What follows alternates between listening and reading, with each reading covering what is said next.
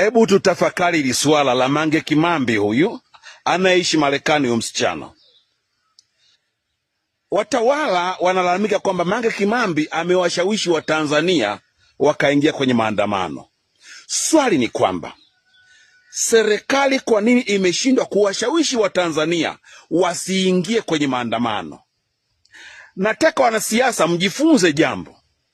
Ina maana kuna gap lipo kati ya wanasiasa na wananchi, ambalo hilo gepu ndilo ambalo yule aliyeko nje amelitumia.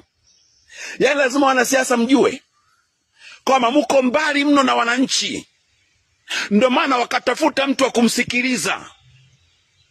Naomba mnielewe, wanasiasa, fanyeni kazi. Musiende kutafuta mtu wa kumlaumu kwenye jambo. Ni lazima muangalie muliangukia wapi au mlijikwaa wapi, tatizo liko wapi. Kwa nini nyinyi muko madarakani hamjasikilizwa?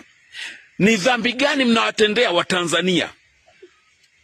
Inawezekana mmekosa uelewa, inawezekana mmekosa ufahamu, mumenogewa na madaraka, lakini mnahitaji kujifunza sana Watanzania wanataka nini.